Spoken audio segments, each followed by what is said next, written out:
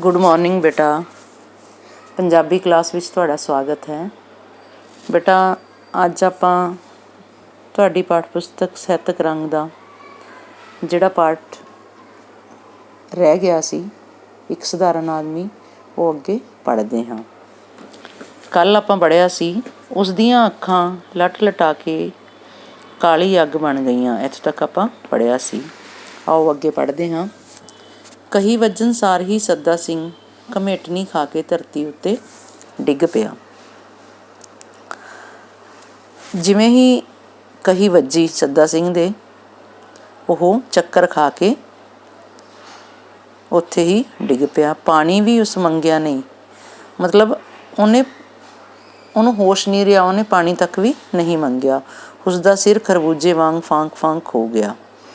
ਜਿਵੇਂ ਆਪਾਂ ਖਰਬੂਜੇ ਨੂੰ ਕੱਟਦੇ ਹਾਂ, ਉਹ ਫਾੜੀ ਫਾੜੀ ਹੋ ਜਾਂਦਾ ਹੈ, ਉਸੇ ਤਰ੍ਹਾਂ ਉਸਦਾ ਸਿਰ ਖਰਬੂਜੇ ਵਾਂਗ ਪਾਟ ਗਿਆ। ਕਹੀ ਏਕਣ ਵੱਜੀ, ਏਕਣ ਇਸ ਤਰ੍ਹਾਂ ਜਿਵੇਂ ਕਿ ਉਹ ਸਿਰ ਵਿੱਚ ਨਹੀਂ, ਮਿੱਟੀ ਦੇ ਭਾਂਡੇ ਵਿੱਚ ਵੱਜੀ ਹੋਵੇ।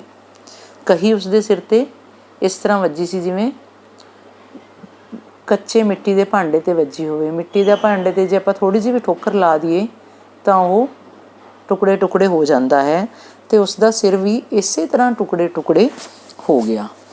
ਚਿੱਕੜ ਵਾਂਗ ਉਸਦਾ ਚਿਹਰਾ ਲੱਥ-ਪੱਥ ਹੋ ਗਿਆ। ਖੂਨ ਨਾਲ ਉਹਦਾ ਜਿਹੜਾ ਚਿਹਰਾ ਸੀ, ਚਿੱਕੜ ਵਾਂਗ ਮੂੰਹ ਉਹਦਾ ਲਿਬੜ ਗਿਆ। ਲਹੂ ਦੀਆਂ ਧਤੀਰੀਆਂ ਉਸਦੀ ਚਿੱਟੀ ਕੱਛ ਤੱਕ ਪਹੁੰਚ ਗਈਆਂ। ਧਤੀਰੀਆਂ ਧਾਰਾਂ, ਲਹੂ ਦੀਆਂ ਜਿਹੜੀਆਂ ਧਾਰਾਂ ਸੀ, ਉਹ ਨੀਚੇ ਤੱਕ ਪਹੁੰਚ ਗਈਆਂ। ਇੱਕ ਪਲ ਲਈ ਜਿਉਣੇ ਨੂੰ ਅੰਤਾਂ ਦੀ ਤਸੱਲੀ ਹੋਈ। ਜਿਵੇਂ ਹੀ ਉਹਨੇ ਸੱਦਾ ਸਿੰਘ ਦੇ ਕਹੀ ਮਾਰੀ ਤਾਂ ਉਹਨੂੰ ਐਂ ਲੱਗਿਆ ਕਿ ਉਸਦੇ ਮਨ ਨੂੰ ਚੈਨ ਆ ਗਿਆ। ਅੰਤਾਂ ਦੀ ਤਸੱਲੀ ਹੋਣਾ, ਮਨ ਨੂੰ ਚੈਨ ਆਉਣਾ। ਉਸਦਾ ਮਨ ਖੁਸ਼ ਸੀ, ਉਹਦਾ ਮਨ ਖੁਸ਼ ਹੋ ਗਿਆ। ਪਰ ਅਗਲੇ ਪਲ ਹੀ ਇਹ ਤਸੱਲੀ ਛਾਈ ਮਾਈ ਹੋਣ ਲੱਗੀ। ਪਰ ਅਗਲੇ ਛਣ ਜਿਹੜੀ ਉਹਦੀ ਤਸੱਲੀ ਸੀ, ਮਨ ਨੂੰ ਚੈਨ ਸੀ, ਉਹ ਗਾਇਬ ਹੋ ਗਈ। ਉਸਨੂੰ ਆਸ ਹੀ ਨਹੀਂ ਸੀ ਕਿ ਉਸ ਤੋਂ ਇਹ ਹੋ ਜਾਵੇਗਾ। ਉਹਨੂੰ ਇਹ ਉਮੀਦ ਨਹੀਂ ਸੀ ਕਿ ਸੱਦਾ ਸਿੰਘ ਉਹਦੇ ਹੱਥੋਂ ਮਾਰਿਆ ਜਾਵੇਗਾ। ਉਸਨੇ ਕਹੀ ਸੱਦਾ ਸਿੰਘ ਨੂੰ ਮਾਰਨ ਲਈ ਨਹੀਂ, ਸਗੋਂ ਨਹੀਂ ਮਾਰੀ ਸੀ। ਉਸਨੇ ਜਿਹੜੀ ਕਹੀ ਸੀ, ਸੱਦਾ ਸਿੰਘ ਨੂੰ ਜਾਨੋਂ ਮਾਰਨ ਲਈ ਨਹੀਂ ਮਾਰੀ ਸੀ, ਸਹਿਜ ਸੁਭਾਅ ਹੀ ਮਾਰੀ ਸੀ। ਉਹਨੂੰ ਲੱਗਿਆ ਕਿ ਸੱਦਾ ਸਿੰਘ ਦੇ ਉਹ ਕਹੀ ਮਾਰੇਗਾ ਤਾਂ ਉਹ ਡਰ ਜਾਵੇਗਾ, ਪਰ ਉਸਨੂੰ ਇਹ ਨਹੀਂ ਸੀ ਪਤਾ ਕਿ ਉਸ ਹੱਥੋਂ ਖੂਨ ਹੋ ਜਾਵੇਗਾ।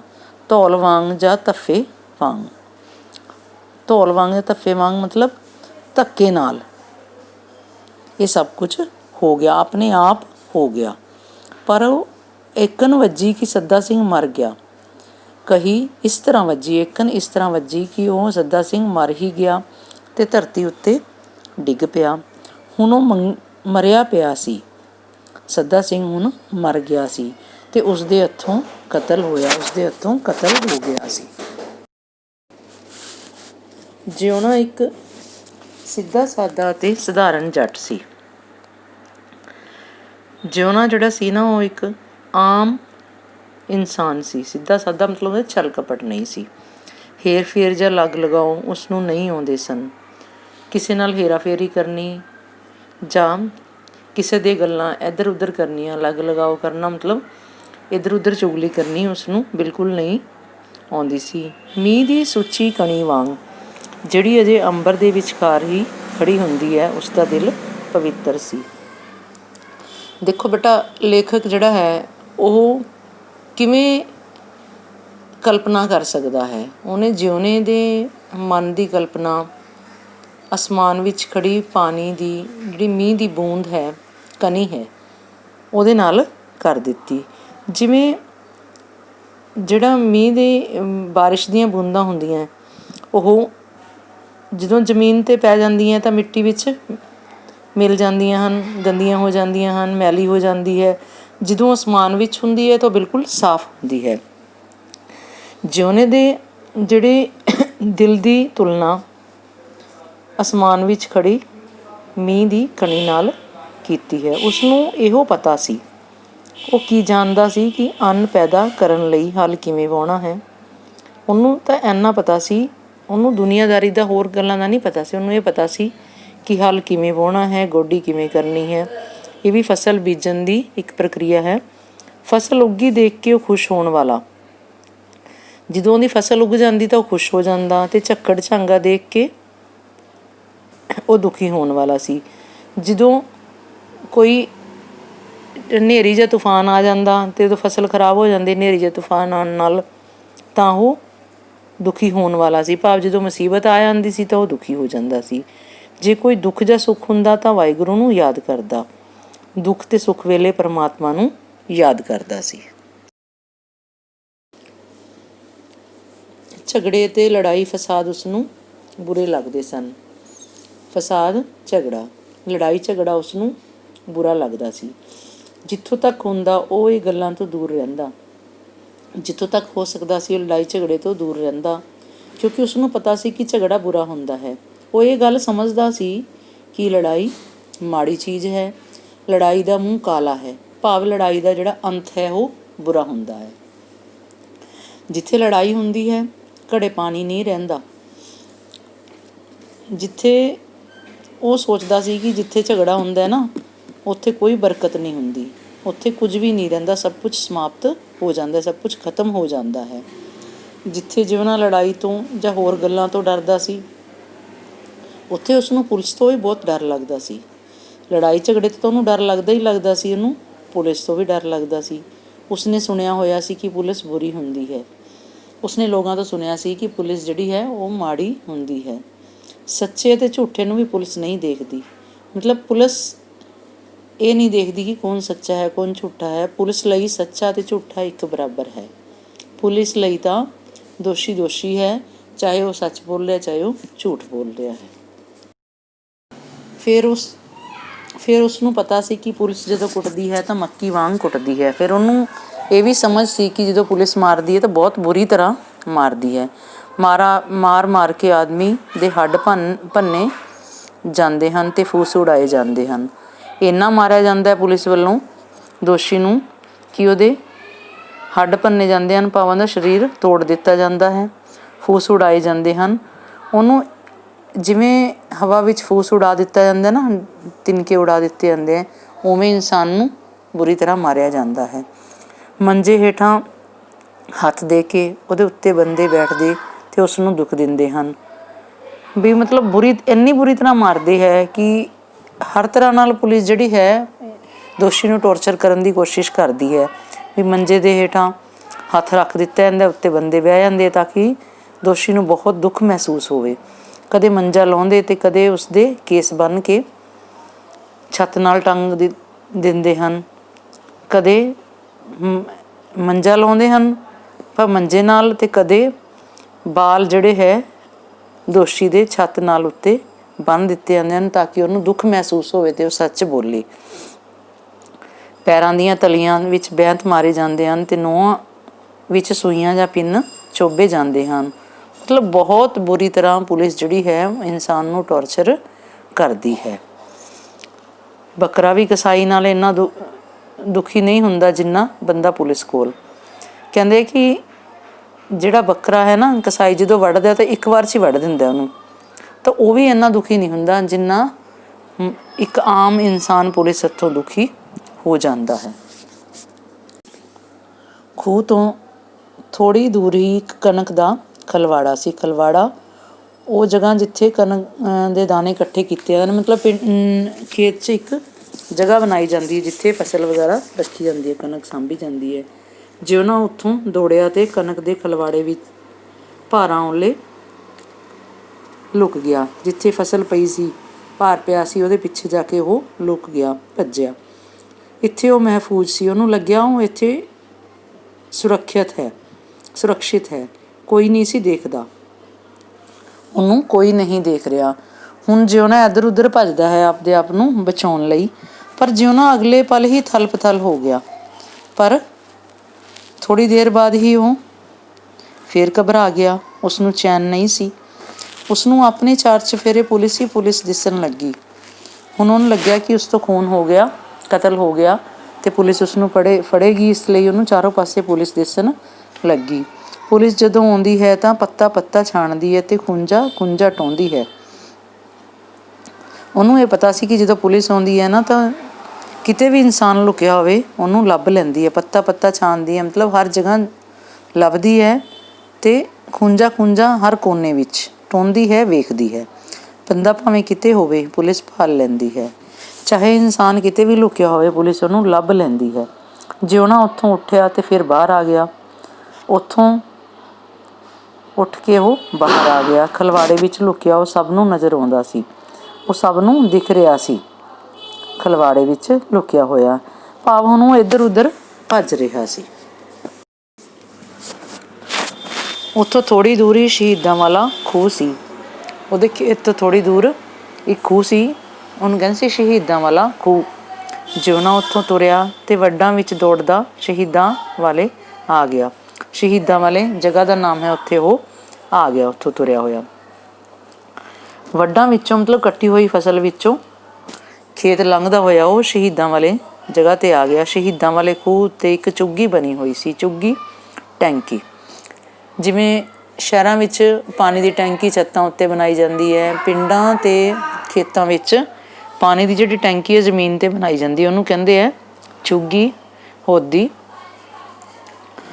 ਚੁੱਗੀ ਕਾਫੀ ਡੂੰਘੀ ਸੀ, ਗਹਿਰੀ ਸੀ ਉਹ ਟੈਂਕੀ। ਆਮ ਕਰਕੇ ਚੁੱਗੀ ਵਿੱਚ ਪਾਣੀ ਜਮ੍ਹਾਂ ਰਹਿੰਦਾ ਹੈ, ਪਾਣੀ ਵਾਸਤੇ ਬਣਾਈ ਜਾਂਦੀ ਹੈ ਉਹ। ਪਰ ਅੱਜ ਉਹ ਖਾਲੀ ਸੀ, ਉਹ ਟੈਂਕੀ ਖਾਲੀ ਸੀ। ਥੋੜ੍ਹਾ ਬਹੁਤ ਚਿੱਕੜ ਜਾਂ ਇੱਟਾਂ ਵੱਟੇ ਹੋਣਗੇ, ਉਹਦੇ ਵਿੱਚ ਥੋੜ੍ਹੇ ਬਹੁਤ ਇੱਟਾਂ ਵੱਟੇ ਪਏ ਹੋਏ ਸੀ ਜਾਂ ਪਾਣੀ ਦਾ ਚਿੱਕੜ ਸੀ। ਜਿਉਣਾ ਇੰਨਾ ਘਬਰਾਇਆ ਹੋਇਆ ਸੀ ਕਿ ਆਪਣੇ ਆਪ ਨੂੰ ਲੁਕਾਉਣ ਲਈ ਉਹ ਝੁੱਗੀ ਵਿੱਚ ਹੀ ਬਹਿ ਗਿਆ। ਉਹ ਇੰਨਾ ਘਬਰਾ ਗਿਆ ਸੀ ਕਿ ਉਹ ਉਸ ਟੈਂਕੀ ਵਿੱਚ ਹੀ ਬੈਠ ਗਿਆ ਅਤੇ ਝੁੱਗੀ ਵਿੱਚ ਹੀ ਪੂਰੀ ਤਰ੍ਹਾਂ ਮਹਿਫੂਜ਼ ਸਮਝਣ ਲੱਗ ਪਿਆ।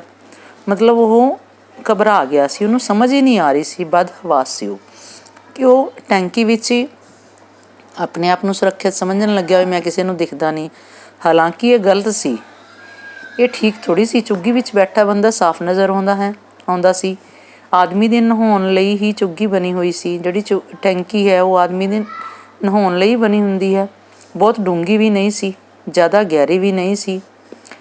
ਪਰ ਜਿਉਣਾ ਝੁੱਗੀ ਵਿੱਚ ਵੀ ਥਲ ਪਥਲ ਹੋਣ ਲੱਗਾ, ਇੱਥੇ ਵੀ ਉਹ ਘਬਰਾਉਣ ਲੱਗਾ, ਉਹਦੇ ਹੋਸ਼ ਗੁੰਮ ਹੋਣ ਲੱਗੇ। ਇਹ ਵੀ ਠੀਕ ਨਹੀਂ ਸੀ। ਇੱਥੇ ਵੀ ਉਹ ਲੁਕਿਆ ਹੋਇਆ ਜਾਂ ਮਹਿਫੂਜ਼ ਨਹੀਂ ਸੀ। ਇੱਥੇ ਵੀ ਉਹ ਛਿਪਿਆ ਹੋਇਆ ਨਹੀਂ ਸੀ ਅਤੇ ਨਾ ਹੀ ਸੁਰੱਖਿਅਤ ਸੀ।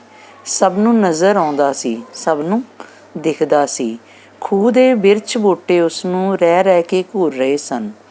ਖੂਹ ਦੇ ਆਸ ਪਾਸ ਲੱਗੇ ਹੋਏ ਬਿਰਛ ਬੂਟੇ, ਬ੍ਰਿਕਸ਼ ਦੇ ਪੌਦੇ ਉਸਨੂੰ ਐਂ ਮਹਿਸੂਸ ਹੋ ਰਿਹਾ ਸੀ ਕਿ ਉਸਨੂੰ ਦੇਖ ਰਹੇ ਹਨ ਅਤੇ ਉਸਨੂੰ ਮਤਲਬ ਕੁਛ ਕਹਿ ਰਹੇ ਹਨ। ਉਸਨੂੰ ਘਿਰਨਾ ਕਰਦੇ ਸਨ, ਉਸ ਤੋਂ ਨਫ਼ਰਤ ਕਰ ਰਹੇ ਸਨ। ਮਤਲਬ ਪੇੜ ਪੌਦਿਆਂ ਤੋਂ ਵੀ ਉਹਨੂੰ ਐਂ ਲੱਗਿਆ ਕਿ ਪੇੜ ਪੌਦੇ ਵੀ ਮੇਰੇ ਤੋਂ ਨਫ਼ਰਤ ਕਰਦੇ ਹਨ। ਖੂਹ ਵੀ ਭਾਵੇਂ ਚੁੱਪ ਸੀ, ਖੂਹ ਨੇ ਬੋਲਣਾ ਥੋੜ੍ਹੀ ਸੀ, ਚੁੱਪ ਸੀ, ਪਰ ਸਾਰੀ ਗੱਲ ਤੋਂ ਵਾਕਫ ਸੀ। ਅਤੇ ਪਰ ਉਹਨੂੰ ਐਂ ਲੱਗਦਾ ਸੀ ਖੂਹ ਵੀ ਸਾਰਾ ਕੁਛ ਜਾਣਦਾ ਹੈ, ਵਾਕਫ ਜਾਣਦਾ ਹੈ। ਟਿੰਡਾਂ 'ਤੇ ਵੀ ਪਾਤੜਾਂ 'ਤੇ ਵੀ ਸਾਰੀ ਗੱਲ ਤੋਂ ਜਾਣੂ ਸਨ। ਅਤੇ ਖੂਹ 'ਚ ਜਿਹੜੇ ਭਾਂਡੇ ਪਏ ਹੁੰਦੇ ਹੈ ਅਤੇ ਜਿਸ ਥਾਂ ਪਾਣੀ ਡਿੱਗਦਾ ਹੈ, ਪਾਤਸ਼ਾਹ, ਉਹ ਵੀ ਸਾਰੀ ਗੱਲ ਤੋਂ ਜਾਣੂ ਸੀ, ਮਤਲਬ ਜਾਣਕਾਰ ਸੀ। ਕਹਿਣ ਦਾ ਭਾਵ ਕਿ ਖੂਹ ਦੇ ਭਾਂਡੇ, ਉਹ ਜਗ੍ਹਾ ਜਿੱਥੇ ਪਾਣੀ ਡਿੱਗਦਾ ਹੈ, ਉਹ ਸਭ ਜਾਣਦੇ ਸਨ। ਕਹਿਣ ਦਾ ਮਤਲਬ ਕਿ ਉਹਨੂੰ ਐਂ ਲੱਗ ਰਿਹਾ ਸੀ ਕਿ ਹਰ ਕੋਈ ਇਹ ਜਾਣਦਾ ਹੈ ਕਿ ਕਤਲ ਮੇਰੇ ਹੱਥੋਂ ਹੋਇਆ ਹੈ। ਚੁੱਪ ਚਪੀਤੀ ਟਿਕੀ ਰਾਤ ਵੀ ਸਾਰੀ ਗੱਲ ਦੀ ਭੇਤਨ ਸੀ। ਇੱਥੋਂ ਤੱਕ ਕਿ ਉਹਨੂੰ ਐਂ ਵੀ ਮਹਿਸੂਸ ਹੋ ਰਿਹਾ ਸੀ ਕਿ ਜਿਹੜੀ ਰਾਤ ਹੈ, ਚਾਹੇ ਉਹ ਚੁੱਪਚਾਪ ਹੈ, ਸੁੰਨਸਾਨ ਹੈ, ਉਹ ਵੀ ਇਹ ਜਾਣਦੀ ਹੈ, ਭੇਤਨ ਜਾਣਕਾਰ ਹੈ ਕਿ ਕਤਲ ਉਸ ਹੱਥੋਂ ਹੋਇਆ ਹੈ।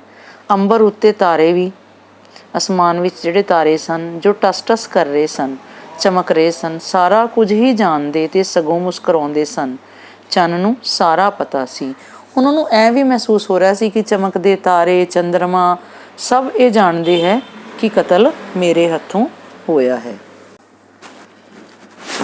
ਆਖਰ ਜਿਉਣਾ ਝੁੱਗੀ ਵਿੱਚ ਵੀ ਸ਼ਾਂਤ ਹੋ ਕੇ ਬਹਿ ਨਾ ਸਕਿਆ। ਮਤਲਬ ਉਹ ਪਾਣੀ ਵਾਲੀ ਟੈਂਕੀ ਵਿੱਚ ਵੀ ਜ਼ਿਆਦਾ ਦੇਰ ਨਾ ਬਹਿ ਸਕਿਆ ਕਿਉਂਕਿ ਉਹਦਾ ਮਨ ਅਸ਼ਾਂਤ ਸੀ। ਝੱਟ ਹੀ ਬਾਹਰ ਆ ਗਿਆ। ਉਸੇ ਸਮੇਂ ਉਹ ਬਾਹਰ ਆ ਗਿਆ। ਹੁਣ ਜਿਉਣਾ ਕਿੱਥੇ ਜਾਵੇ ਉਸਨੂੰ ਪਤਾ ਨਹੀਂ ਸੀ। ਉਹ ਇੰਨਾ ਘਬਰਾ ਗਿਆ ਸੀ, ਕਨਫਿਊਜ਼ ਹੋ ਗਿਆ ਸੀ ਕਿ ਉਹਨੂੰ ਸਮਝ ਹੀ ਨਹੀਂ ਆ ਰਿਹਾ ਸੀ ਉਹ ਕਿੱਥੇ ਜਾਵੇ। ਉਹਨੂੰ ਖੁਦ ਨੂੰ ਨਹੀਂ ਪਤਾ ਸੀ। ਇਹ ਜਿੰਨਾ ਚਿਰ ਰਾਤ ਸੀ, ਜਿਉਣਾ ਸਮਝ ਰਿਹਾ ਸੀ ਕਿ ਹਰ ਕੋਈ ਉਸਨੂੰ ਦੇਖਦਾ ਹੈ ਅਤੇ ਉਸਦਾ ਪਿੱਛਾ ਕਰਦਾ ਹੈ। ਅੰਧੇਰੇ ਵਿੱਚ ਤਾਂ ਉਹਨੂੰ ਐਂ ਲੱਗ ਰਿਹਾ ਸੀ ਕਿ ਉਸ ਦਾ ਕੋਈ ਪਿੱਛਾ ਕਰ ਰਿਹਾ ਹੈ। ਜਦੋਂ ਸਵੇਰ ਹੋਈ ਅਤੇ ਪੱਬਾਂ ਭਾਰ ਉੱਚਾ ਹੋ ਕੇ ਸੂਰਜ ਉਸ ਵੱਲ ਦੇਖਣ ਲੱਗਿਆ ਤਾਂ ਜਿਉਣਾ ਸੋਚਣ ਲੱਗਾ ਕਿ ਹੁਣ ਉਹ ਲੁਕਿਆ ਹੋਇਆ ਹੈ। ਜਦੋਂ ਸਵੇਰ ਹੋ ਗਈ, ਸੂਰਜ ਚੜ੍ਹ ਆਇਆ, ਪੱਬਾਂ ਭਾਰ ਮਤਲਬ ਪੈਰਾਂ ਦੇ ਭਾਰ ਭਾਵ ਉੱਚਾ ਜਦੋਂ ਸੂਰਜ ਹੋ ਗਿਆ ਤਾਂ ਉਹਨੂੰ ਲੱਗਿਆ ਕਿ ਉਹ ਲੁਕਿਆ ਹੋਇਆ ਹੈ। ਦੁਨੀਆ ਵਿੱਚ ਕੋਈ ਵੀ ਹੁਣ ਉਸਨੂੰ ਨਹੀਂ ਦੇਖਦਾ। ਤਾਂ ਸਾਰਾ ਕੁਝ ਸਪਸ਼ਟ ਦਿਖਾਈ ਦੇ ਰਿਹਾ ਸੀ ਤਾਂ ਉਹਨੂੰ ਐਂ ਲੱਗਿਆ ਕਿ ਉਹਦਾ ਕੋਈ ਪਿੱਛਾ ਨਹੀਂ ਕਰ ਰਿਹਾ। ਹੁਣ ਉਹ ਲੁਕਿਆ ਹੋਇਆ, ਉਹਨੂੰ ਕੋਈ ਵੀ ਨਹੀਂ ਦੇਖਦਾ। ਜਿਉਣਾ ਘਰ ਆਇਆ ਅਤੇ ਆ ਕੇ ਏਕਣ ਬਹਿ ਗਿਆ। ਜਦੋਂ ਜਿਉਣਾ ਘਰੇ ਆਇਆ ਤਾਂ ਇਸ ਤਰ੍ਹਾਂ ਬੈਠ ਗਿਆ ਜਿਵੇਂ ਫਸਲ ਸਿੰਜ ਕੇ ਜਾਂ ਗੋਡੀ ਕਰਕੇ ਆਇਆ ਹੋਵੇ, ਭਾਵ ਬਹੁਤ ਥੱਕਿਆ ਹੋਵੇ। ਫਸਲਾਂ ਨੂੰ ਪਾਣੀ ਲਾ ਕੇ ਆਇਆ ਹੋਵੇ ਜਾਂ ਖੇਤ ਵਿੱਚ ਕੰਮ ਕਰਕੇ ਆਇਆ ਹੋਵੇ, ਗੋਡੀ ਕਰਕੇ ਆਇਆ ਹੋਵੇ। ਹੁਣ ਉਹ ਬਿਲਕੁਲ ਠੀਕ ਸੀ। ਉਹ ਬਿਲਕੁਲ ਠੀਕ ਸੀ। ਉਸਦੇ ਅੰਦਰ ਪੂਰੀ ਚੈਨ ਨਜ਼ਰ ਆ ਰਹੀ ਸੀ। ਦਿਨ ਚੜ੍ਹਨ ਤੋਂ ਬਾਅਦ ਉਹਨੂੰ ਐਂ ਲੱਗਿਆ ਕਿ ਸਭ ਕੁਛ ਠੀਕ ਹੈ। ਪਰ ਇਹ ਚੈਨ ਅਸਲ ਵਿੱਚ ਬੇਚੈਨੀਆਂ ਦਾ ਸ਼ਿਖਰ ਸੀ। ਇਹ ਚੈਨ ਜਾਂ ਸ਼ਾਂਤੀ ਨਹੀਂ ਸੀ। ਜਿਹੜੇ ਉਹਦੇ ਮਨ 'ਚ ਉਥਲ ਪੁਥਲ ਸੀ ਨਾ, ਮਨ 'ਚ ਉਹਦੇ ਬੇਚੈਨੀ ਸੀ, ਉਹਦਾ ਟੋਪ ਸੀ ਇਹ, ਮਤਲਬ ਐਂਡ ਆ ਗਿਆ ਸੀ ਹੁਣ ਉਹਦੀ ਬੇਚੈਨੀ ਦਾ। ਉਸਦੇ ਮਨ ਦੀਆਂ ਤਹਿਆਂ ਵਿੱਚ ਖੂਨ ਤੂਫਾਨ ਆਇਆ ਹੋਇਆ ਸੀ। ਉਹਦੇ ਮਨ ਦੇ ਜਿਹੜੇ ਤਹਿ ਸੀ, ਪਰਤਾਂ ਸੀ, ਉਹਦੇ ਵਿੱਚ ਇੱਕ ਤੂਫਾਨ ਵਾਂਗ ਹਲਚਲ ਹੋ ਗਈ। ਸਿਰਫ ਸਤਹ ਚੁੱਪ ਸੀ। ਸਿਰਫ ਉਹਨੂੰ ਲੱਗ ਰਿਹਾ ਸੀ ਕਿ ਜਿਹੜਾ ਸਤਹ ਹੈ, ਸਰਫੇਸ ਹੈ, ਉਹ ਚੁੱਪ ਹੈ। ਉਸਨੇ ਪੱਗ ਉਤਾਰੀ ਅਤੇ ਕੰਘਾ ਕਰਨਾ ਸ਼ੁਰੂ ਕਰ ਦਿੱਤਾ। ਪੱਗ ਉਤਾਰ ਕੇ ਉਸਨੇ ਸਿਰ ਵਾਹੁਣਾ ਸ਼ੁਰੂ ਕਰ ਦਿੱਤਾ। ਫਿਰ ਪੱਗ ਉਤਾਰੀ, ਫਿਰ ਕੇਸ ਵਾਹੁਣ ਲੱਗਾ, ਕੇਸ ਵਾਲ। ਫਿਰ ਉਸਨੇ ਪੱਗ ਉਤਾਰੀ ਅਤੇ ਫਿਰ ਵਾਲ ਵਾਹੁਣ ਲੱਗਾ। ਵਾਰ ਜਿਉਣਾ ਪੱਗ ਉਤਾਰਦਾ ਅਤੇ ਕੇਸ ਵਾਹੁੰਦਾ। ਉਹ ਇਹ ਪ੍ਰਕਿਰਿਆ ਵਾਰ ਕਰ ਰਿਹਾ ਸੀ। ਪੱਗ ਲਾਹੁੰਦਾ ਅਤੇ ਕੇਸ ਵਾਹੁਣ ਲੱਗ ਜਾਂਦਾ। ਉਸਦੇ ਮਨ ਵਿੱਚ ਅਚਵੀ ਹੁੰਦਾ ਬੇਚੈਨੀ ਜਾਂ ਅਗਨੀ ਲੱਗੀ ਹੋਈ ਸੀ। ਉਹਦੇ ਮਨ ਵਿੱਚ ਬੇਚੈਨੀ ਸੀ ਜਾਂ ਜਿਵੇਂ ਅੱਗ ਲੱਗੀ ਹੋਵੇ, ਇਸ ਤਰ੍ਹਾਂ ਹੋ ਰਿਹਾ ਸੀ। ਲਾਟਾਂ ਭੜਕ ਰਹੀਆਂ ਸਨ। ਐਂ ਲੱਗ ਰਿਹਾ ਸੀ ਜਿਵੇਂ ਜਿਹੜੀ ਅੱਗ ਹੈ ਉਹਦੀ ਉੱਚੀਆਂ ਲਾਟਾਂ ਨਿਕਲ ਰਹੀਆਂ ਹੋਣ, ਲਪਟਾਂ ਨਿਕਲ ਰਹੀਆਂ ਹੋਣ। ਕਿੰਨੀ ਵਾਰ ਜਿਉਣੇ ਨੇ ਮੁੜ ਆਪਣੇ ਕੇਸ ਵਾਹੇ। ਮਤਲਬ ਬੇਚੈਨੀ ਵਿੱਚ ਉਹਨੂੰ ਐਂ ਨਹੀਂ ਸਮਝ ਆ ਰਹੀ ਸੀ ਕਿ ਉਹ ਕਰ ਕੀ ਰਿਹਾ ਹੈ। ਬਾਰ ਉਹ ਆਪਣੇ ਕੇਸ ਵਾਹ ਰਿਹਾ ਸੀ। ਉਸਨੂੰ ਟੇਕ ਨਹੀਂ ਸੀ, ਉਸਨੂੰ ਚੈਨ ਨਹੀਂ ਸੀ, ਆਰਾਮ ਨਹੀਂ ਸੀ। ਪਾਰੇ ਵਾਂਗ ਉਸਦਾ ਮਨ ਅਸ਼ਾਂਤ ਜਾਂ ਵਿਆਕੁਲ ਸੀ। ਜਿਵੇਂ ਪਾਰਾ ਸਥਿਰ ਨਹੀਂ ਰਹਿ ਸਕਦਾ, ਉਵੇਂ ਉਹਦਾ ਮਨ ਅਸ਼ਾਂਤ ਸੀ, ਵਿਆਕੁਲ ਸੀ, ਬੇਚੈਨ ਸੀ। ਉਸਨੂੰ ਕੁਝ ਸਮਝ ਨਹੀਂ ਆ ਰਿਹਾ ਸੀ। ਜਿਉਣਾ ਰੋਟੀ ਖਾਣ ਲੱਗਾ। ਘਰ ਆ ਕੇ ਉਹਨੇ ਰੋਟੀ ਖਾਣੀ ਸ਼ੁਰੂ ਕੀਤੀ। ਪੈਰਾਂ ਭਾਰ ਬੈਠ ਉਹ ਏਕਣ ਰੋਟੀ ਖਾਂਦਾ ਸੀ। ਉਹ ਆਪਣੇ ਪੈਰਾਂ ਭਾਰ ਬੈਠ ਗਿਆ, ਪੈਰਾਂ ਦੇ ਉੱਤੇ, ਅਤੇ ਇਸ ਤਰ੍ਹਾਂ ਰੋਟੀ ਖਾਣ ਲੱਗਾ ਜਿਵੇਂ ਹੁਣ ਉਹ ਇੱਥੇ ਨਹੀਂ, ਹੋਰ ਹੀ ਦੁਨੀਆ ਵਿੱਚ ਸੀ। ਉਹ ਰੋਟੀ ਖਾਂਦਾ ਵੀ ਉਹਨੂੰ ਐਂ ਮਹਿਸੂਸ ਹੋ ਰਿਹਾ ਸੀ ਕਿ ਜਿਵੇਂ ਉਹ ਇਸ ਦੁਨੀਆ ਵਿੱਚ ਨਹੀਂ, ਕਿਸੇ ਹੋਰ ਦੁਨੀਆ ਵਿੱਚ ਹੈ। ਬਟਰ ਤੱਕਦਾ ਉਹ ਮਤਲਬ ਇੱਕ ਟੱਕ ਲਾ ਕੇ ਦੇਖ ਰਿਹਾ ਸੀ। ਉਹ ਆਪਣੇ ਮੂੰਹ ਵਿੱਚ ਅਲ ਪਟਲ ਬੁਰਕੀਆਂ ਪਾ ਰਿਹਾ ਸੀ। ਜਿਹੜੀਆਂ ਰੋਟੀ ਦੀਆਂ ਜਿਹੜੀਆਂ ਬਾਈਟ ਸੀ ਉਹ ਮਤਲਬ ਬਿਨਾਂ ਸੋਚੇ ਸਮਝੇ ਮੂੰਹ ਵਿੱਚ ਪਾਈ ਜਾ ਰਿਹਾ ਸੀ। ਅਲ ਪਟਲ ਬਿਨਾਂ ਸੋਚੇ ਸਮਝੇ ਫਟਾਫਟ ਪਾ ਰਿਹਾ ਸੀ। ਉਸਦੀਆਂ ਅੱਖਾਂ ਆਂਡਿਆਂ ਵਾਂਗੂ ਗਲੀ ਵੱਲ ਲਿਸ਼ਕ ਰਹੀਆਂ ਸਨ। ਉਹਦੀ ਬੇਚੈਨੀ ਜਿਹੜੀ ਸੀ ਨਾ, ਉਹਦੀਆਂ ਅੱਖਾਂ ਵਿੱਚੋਂ ਵੀ ਸਾਫ਼ ਨਜ਼ਰ ਆ ਰਹੀ ਸੀ। ਭਾਵ ਉਹਦੀਆਂ ਅੱਖਾਂ ਵਿੱਚ ਵੀ ਬੇਚੈਨੀ ਸੀ। ਉਹ ਚਮਕ ਰਹੀਆਂ ਸਨ, ਟੱਡੀਆਂ ਹੋਈਆਂ ਸਨ, ਖੁੱਲ੍ਹੀਆਂ ਹੋਈਆਂ ਸਨ। ਜਿਉਣੇ ਅੰਦਰ ਸੱਚ ਅਤੇ ਝੂਠ ਘੋਰ ਯੁੱਧ ਕਰ ਰਹੇ ਸਨ। ਉਹਦੇ ਮਨ ਦੇ ਵਿੱਚ ਨਾ ਸੱਚ ਅਤੇ ਝੂਠ ਵਿੱਚ ਬਹੁਤ ਗਹਿਰਾ ਯੁੱਧ ਚੱਲ ਰਿਹਾ ਸੀ। ਘੋਰ ਯੁੱਧ ਮਤਲਬ ਗਹਿਰਾ ਯੁੱਧ ਚੱਲ ਰਿਹਾ ਸੀ। ਸੱਚ ਉਸਨੂੰ ਆਪਣੇ ਵੱਲ ਅਤੇ ਝੂਠ ਆਪਣੇ ਵੱਲ ਖਿੱਚਦਾ। ਸੱਚ ਉਹਨੂੰ ਆਪਣੇ ਵੱਲ ਖਿੱਚ ਰਿਹਾ ਸੀ, ਭਾਵ ਉਹਨੂੰ ਕਹਿ ਰਿਹਾ ਸੀ ਕਿ ਤੈਨੂੰ ਸੱਚਾਈ ਕਬੂਲ ਲੈਣੀ ਚਾਹੀਦੀ ਹੈ, ਅਤੇ ਝੂਠ ਉਹਨੂੰ ਕਹਿੰਦਾ ਸੀ ਨਹੀਂ, ਜੇ ਕਿਸੇ ਨੂੰ ਨਹੀਂ ਪਤਾ ਤਾਂ ਤੈਨੂੰ ਬੋਲਣ ਦੀ ਕੀ ਜ਼ਰੂਰਤ ਹੈ। ਜਿਉਣਾ ਦੁਵਿਧਾ ਵਿੱਚ ਸੀ। ਦੁਵਿਧਾ ਦੁਚਿੱਤੀ, ਦੋ ਚਿੱਤ, ਮਤਲਬ ਇਹ ਜਿਹੀ ਸਥਿਤੀ ਜਿਹਦੇ ਵਿੱਚ ਉਹਨੂੰ ਦੋ ਮਨ ਸੀ, ਸੱਚ ਤੇ ਝੂਠ। ਸਮਝ ਨਹੀਂ ਆ ਰਿਹਾ ਸੀ ਕਿ ਉਹ ਸਹੀ ਕਰੇ ਜਾਂ ਗਲਤ ਕਰੇ, ਸੱਚ ਬੋਲੇ ਜਾਂ ਝੂਠ ਬੋਲੇ। ਉਹ ਬੇਚੈਨੀ ਵਿੱਚ ਸੀ। ਸਗੋਂ ਉਸਨੇ ਸੱਚ ਤੋਂ ਆਪਣਾ ਮੂੰਹ ਪੁਆਇਆ ਹੋਇਆ ਸੀ। ਮਤਲਬ ਜਦੋਂ ਉਹ ਇੱਧਰ ਉੱਧਰ ਲੁਕ ਰਿਹਾ ਸੀ ਤਾਂ ਉਹ ਸੱਚ ਤੋਂ ਭੱਜ ਰਿਹਾ ਸੀ। ਮੂੰਹ ਪੁਆਇਆ ਮਤਲਬ ਫੇਰਿਆ ਹੋਇਆ ਸੀ, ਭਾਵ ਉਹ ਸੱਚ ਦਾ ਸਾਹਮਣਾ ਨਹੀਂ ਸੀ ਕਰਨਾ ਚਾਹੁੰਦਾ। ਸੱਚ ਬੇਸ਼ੱਕ ਚੰਗਾ ਤੇ ਉੜਕ ਜਿੱਤਣ ਵਾਲਾ ਸੀ। ਜਿਹੜਾ ਸੱਚ ਹੁੰਦਾ ਹੈ ਉਹ ਹਮੇਸ਼ਾ ਉਹਦੀ ਜਿੱਤ ਹੁੰਦੀ ਹੈ, ਚੰਗਾ ਵੀ ਹੁੰਦਾ। ਉੜਕ ਅਖੀਰ ਸੱਚ ਹੀ ਜਿੱਤਦਾ ਹੈ। ਪਰ ਉਸਨੂੰ ਝੂਠ ਚੰਗਾ ਤੇ ਲਾਹੇਵੰਦ ਦਿਸਦਾ ਸੀ। ਪਰ ਹੁਣ ਇਸ ਸਮੇਂ ਉਹਨੂੰ ਝੂਠ ਚੰਗਾ ਲੱਗ ਰਿਹਾ ਸੀ, ਲਾਹੇਵੰਦ, ਲਾਭਦਾਇਕ ਲੱਗ ਰਿਹਾ ਸੀ। ਕਿੰਨੇ ਲੋਕੀ ਝੂਠ ਬੋਲ ਕੇ ਸਾਫ਼ ਬਰੀ ਹੋ ਜਾਂਦੇ ਹਨ। ਉਹਨੇ ਸੁਣਿਆ ਹੋਇਆ ਸੀ ਕਿ ਜਿਹੜਾ ਹੈ ਝੂਠ ਬੋਲ ਕੇ ਵੀ ਛੁੱਟ ਜਾਂਦਾ ਹੈ ਬੰਦਾ, ਸੱਚੇ ਮਾਰੇ ਜਾਂਦੇ ਹਨ। ਜਿਹੜਾ ਸੱਚਾ ਇਨਸਾਨ ਹੈ ਉਹ ਸੱਚ ਕਬੂਲ ਲੈਂਦਾ ਅਤੇ ਉਹਨੂੰ ਸਜ਼ਾ ਹੋ ਜਾਂਦੀ ਹੈ ਅਤੇ ਝੂਠੇ ਛੱਡੇ ਜਾਂਦੇ ਹਨ। ਅਤੇ ਜਿਹੜਾ ਝੂਠ ਬੋਲਦਾ ਹੈ ਉਹ ਕਈ ਵਾਰ ਬਚ ਜਾਂਦਾ ਹੈ। ਉਸਨੂੰ ਸਾਫ਼ ਪਤਾ ਸੀ ਕਿ ਉਸਨੇ ਕਤਲ ਕੀਤਾ ਹੈ। ਉਹਨੂੰ ਇਹ ਪਤਾ ਸੀ ਕਿ ਉਸਦੇ ਹੱਥੋਂ ਕਤਲ ਹੋ ਗਿਆ, ਖੂਨ ਹੋ ਗਿਆ। ਉਸਦਾ ਦਿਲ ਕਹਿੰਦਾ ਸੀ ਕਿ ਉਸਨੇ ਕਤਲ ਕੀਤਾ ਹੈ। ਉਹਦਾ ਮਨ ਕਹਿ ਰਿਹਾ ਸੀ ਕਿ ਕਤਲ ਉਸਨੇ ਕੀਤਾ ਹੈ, ਪਰ ਉਹ ਸੱਚਾਈ ਕੋਲੋਂ ਦੂਰ ਨੱਸਣਾ ਚਾਹੁੰਦਾ ਸੀ।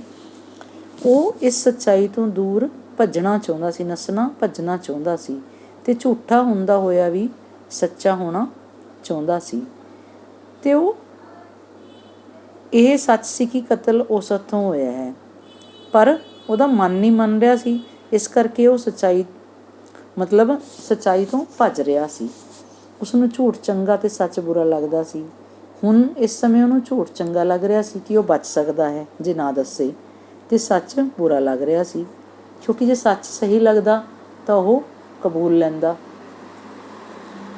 ਸੱਚ ਉਸ ਵੱਲ ਮੂੰਹ ਅੱਡ ਕੇ ਡੱਫਣ ਨੂੰ ਆ ਰਿਹਾ ਸੀ, ਡੱਫਣ ਨੂੰ ਖਾਣ ਨੂੰ ਪੈਂਦਾ ਸੀ। ਜੇ ਉਹ ਸੱਚ ਬਾਰੇ ਸੋਚਦਾ ਸੀ ਤਾਂ ਉਹਨੂੰ ਐਂ ਲੱਗਦਾ ਸੀ ਕਿ ਸੱਚ ਉਹਨੂੰ ਨਿਗਲ ਜੇਗਾ, ਭਾਵ ਜੇ ਉਹਨੇ ਸੱਚ ਬੋਲਤਾ ਤਾਂ ਉਹ ਫੜਿਆ ਜਾਵੇਗਾ। ਝੂਠ ਸ਼ਰਨ ਦਿੰਦਾ ਸੀ ਅਤੇ ਜਿਹੜਾ ਝੂਠ ਸੀ ਉਹਨੂੰ ਤਸੱਲੀ ਦੇ ਰਿਹਾ ਸੀ ਕਿ ਕੋਈ ਗੱਲ ਨਹੀਂ, ਮੈਂ ਤੈਨੂੰ ਸਹਾਰਾ ਦੇ ਰਿਹਾ ਹਾਂ, ਝੂਠ ਬੋਲ ਕੇ ਤੂੰ ਬਚ ਜਾਏਗਾ। ਜਿਉਣਾ ਆਪਣੀ ਕਿਵੇਂ ਨਾ ਕਿਵੇਂ ਜਾਨ ਬਚਾਉਣੀ ਚਾਹੁੰਦਾ ਸੀ।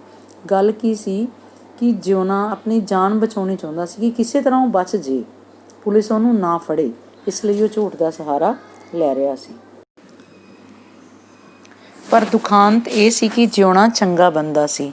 ਪਰ ਦੁੱਖ ਦੀ ਗੱਲ ਇਹ ਸੀ ਕਿ ਜਿਉਣਾ ਸੀ ਨਾ ਜਿਹੜਾ, ਉਹ ਚੰਗਾ ਇਨਸਾਨ ਸੀ। ਚੰਗਾ ਇਨਸਾਨ ਜਿਹੜਾ ਹੁੰਦਾ ਉਹ ਹਮੇਸ਼ਾ ਸੱਚ ਦੇ ਨਾਲ ਹੁੰਦਾ ਹੈ। ਝੂਠ ਨਾਲ ਉਹ ਬਹੁਤਾ ਚਿਰ ਗੁਜ਼ਾਰਾ ਨਹੀਂ ਕਰ ਸਕਦਾ ਸੀ। ਜਿਹੜਾ ਸਹੀ ਇਨਸਾਨ ਹੁੰਦਾ ਨਾ ਉਹ ਝੂਠ ਜ਼ਿਆਦਾ ਦੇਰ ਨਹੀਂ ਬੋਲ ਸਕਦਾ।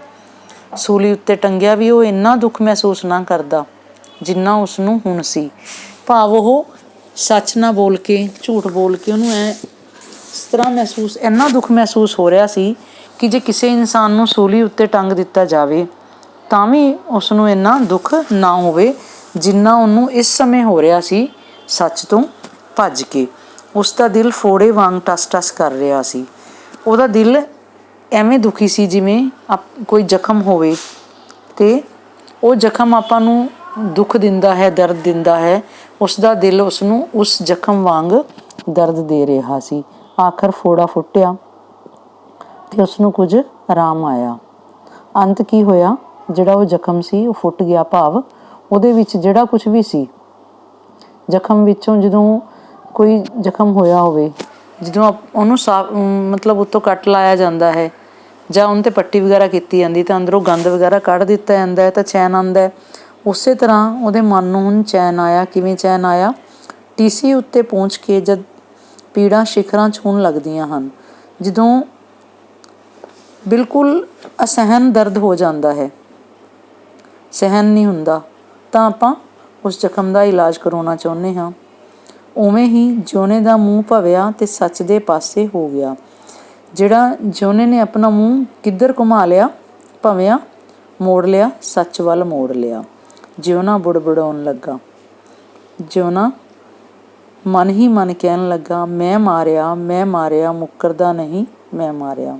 ਉਹਨੇ ਇਹ ਗੱਲ ਕਬੂਲ ਲਈ ਕਿ ਸੱਦਾ ਸਿੰਘ ਨੂੰ ਮੈਂ ਮਾਰਿਆ ਹੈ। ਮੈਂ ਇਸ ਗੱਲ ਤੋਂ ਇਨਕਾਰ ਨਹੀਂ ਕਰਦਾ, ਮੈਂ ਮਾਰਿਆ ਹੈ। ਵਾਰ-ਵਾਰ ਉਹ ਆਪਣਾ ਆਪ ਮੁਹਾਰਾ ਇਹੋ ਆਖਦਾ ਜਾਂਦਾ ਸੀ, ਆਪ ਮੁਹਾਰਾ ਆਪਣੇ ਆਪ। ਉਹ ਵਾਰ-ਵਾਰ ਇੱਕ ਗੱਲ ਆਪਣੇ ਆਪ ਇਹੀ ਕਹਿ ਰਿਹਾ ਸੀ ਕਿ ਉਸਨੇ ਸੱਦਾ ਸਿੰਘ ਦਾ ਕਤਲ ਕੀਤਾ ਹੈ। ਉਸਦੇ ਦਿਲ ਨੂੰ ਹਲਕੀ ਹਲਕੀ ਠੰਡ ਮਹਿਸੂਸ ਹੋ ਰਹੀ ਸੀ। ਜਦੋਂ ਉਹਨੇ ਸੱਚ ਬੋਲਤਾ ਤੇ ਉਸਦੇ ਦਿਲ ਨੂੰ ਚੈਨ ਆਉਣਾ ਸ਼ੁਰੂ ਹੋ ਗਿਆ। ਹਲਕੀ ਹਲਕੀ ਮਨ ਨੂੰ ਠੰਡਕ ਮਹਿਸੂਸ ਹੋਣ ਲੱਗੀ। ਆਖਰ ਪੁਲਿਸ ਆਈ ਤੇ ਉਸਨੂੰ ਫੜ ਕੇ ਲੈ ਗਈ। ਪੁਲਿਸ ਆਈ ਤੇ ਉਹਨੂੰ ਫੜ ਕੇ ਲੈ ਗਈ। ਹੱਥਕੜੀਆਂ ਵਿੱਚ ਵੱਜਾ ਜਦ ਪੁਲਿਸ ਅੱਗੇ ਤੁਰਦਾ ਜਿਉਣਾ ਥਾਣੇ ਵੱਲ ਜਾ ਰਿਹਾ ਸੀ, ਤਦ ਵੀ ਇਹੀ ਕਹਿ ਰਿਹਾ ਸੀ। ਜਦੋਂ ਉਹ ਥਾਣੇ ਵੱਲ ਜਾ ਰਿਹਾ ਸੀ ਤਾਂ ਉਹ ਇਹ ਬੋਲ ਰਿਹਾ ਸੀ, ਮੈਂ ਮਾਰਿਆ ਮੁੱਕਰਦਾ ਨਹੀਂ, ਮੈਂ ਇਨਕਾਰ ਨਹੀਂ ਕਰਦਾ, ਮੈਂ ਹੀ ਮਾਰਿਆ ਹੈ। ਉਸ ਦੀਆਂ ਅੱਖਾਂ ਹੌਲੀ ਹੌਲੀ ਚਮਕਦਾਰ ਹੋ ਰਹੀਆਂ ਸਨ। ਉਹਦੀਆਂ ਅੱਖਾਂ ਵਿੱਚ ਇੱਕ ਅਜੀਬ ਜਿਹੀ ਚਮਕ ਆ ਰਹੀ ਸੀ। ਕਿਸ ਚੀਜ਼ ਦੀ ਚਮਕ ਆ ਰਹੀ ਸੀ? ਸੱਚ ਦੀ ਚਮਕ ਆ ਰਹੀ ਸੀ। ਬੇਟਾ ਇਹ ਲੈਸਨ ਧਿਆਨ ਨਾਲ ਰੀਡ ਕਰਨਾ, ਇਹਨੂੰ ਚੰਗੀ ਤਰ੍ਹਾਂ ਸਮਝਣ ਦੀ ਜ਼ਰੂਰਤ ਹੈ। ਇਸ ਵਿੱਚ ਇੱਕ ਆਮ ਸਧਾਰਨ ਆਦਮੀ ਦੀ ਮਾਨਸਿਕਤਾ ਨੂੰ ਦਰਸਾਇਆ ਹੈ ਕਿ ਜੇ ਇੱਕ ਆਮ ਇਨਸਾਨ ਦੇ ਮਨ ਵਿੱਚ ਸੱਚ ਤੇ ਝੂਠ ਵਿਚਕਾਰ ਜਦੋਂ ਕੋਈ ਲੜਾਈ ਹੁੰਦੀ ਹੈ ਤਾਂ ਇੱਕ ਚੰਗਾ ਆਦਮੀ, ਇੱਕ ਆਮ ਸਧਾਰਨ ਆਦਮੀ ਹਮੇਸ਼ਾ ਸੱਚ ਦਾ ਸਾਥ ਦਿੰਦਾ ਹੈ, ਝੂਠ ਦਾ ਨਹੀਂ ਦਿੰਦਾ। ਠੀਕ ਹੈ ਬੇਟਾ, ਇੱਕ ਨੰਬਰ ਵਾਲੇ ਕੁਐਸਚਨ ਲਿਖ ਲੈਣਾ 10 ਔਰ ਇੰਟਰਨਲ ਕੁਐਸਚਨ ਬੇਟਾ ਜ਼ਰੂਰ ਕਰਨੇ ਹੈ। ਲੈਸਨ ਧਿਆਨ ਨਾਲ ਰੀਡ ਕਰਿਆ ਕਰੋ ਕਿਉਂਕਿ ਇੰਟਰਨਲ ਕੁਐਸਚਨ ਤੁਹਾਡੇ ਯੂਨਿਟ ਟੈਸਟ 'ਚ ਵੀ, ਹਾਫ ਈਅਰਲੀ 'ਚ, ਫਾਈਨਲ 'ਚ ਆਉਂਦੇ ਹਨ ਅਤੇ ਇੰਟਰਨਲ ਕੁਐਸਚਨ ਕਰਨ ਦੀ ਬਹੁਤ ਜ਼ਰੂਰਤ ਹੈ। ਧੰਨਵਾਦ।